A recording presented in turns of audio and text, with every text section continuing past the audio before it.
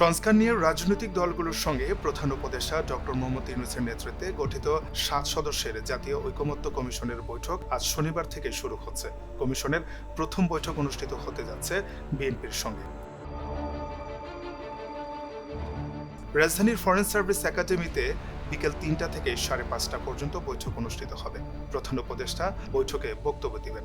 সূত্রে জানা গেছে, বিএনপির মহাসচিব মির্জা ফখরুল ইসলাম আলমগীরের নেতৃত্বে একটা প্রতিনিধি দল বৈঠকে অংশ নেবে। অন্য সদস্যরা হলেন দলের স্থায়ী কমিটির সদস্য ব্যারিস্টার জমির উদ্দিন সরকার, ডক্টর আব্দুল মঈন খান, নজরুল ইসলাম খান, আমির খসরু মাহমুদ চৌধুরী এবং সালাউদ্দিন আহমেদ।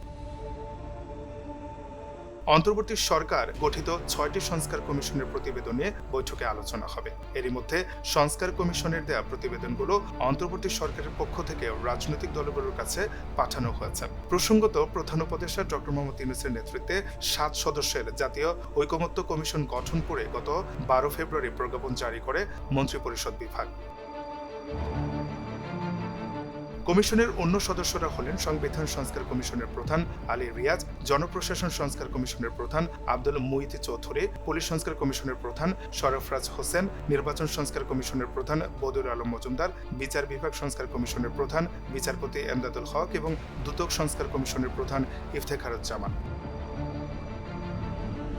ত্রয়োদশ নির্বাচনকে সামনে রেখে পুলিশের কার্যক্রম সহ নির্বাচন ব্যবস্থা, জনপ্রশাসন, বিচার বিভাগ ও দুর্নীতি দমন বিষয়ে সংস্কারের জন্য গঠিত কমিশনগুলোর সুপারিশ বিবেচনা ও গ্রহণের জন্য জাতীয় ঐকমত্য গঠনের জন্য রাজনৈতিক দল ও শক্তিগুলোর সঙ্গে আলোচনা করবে।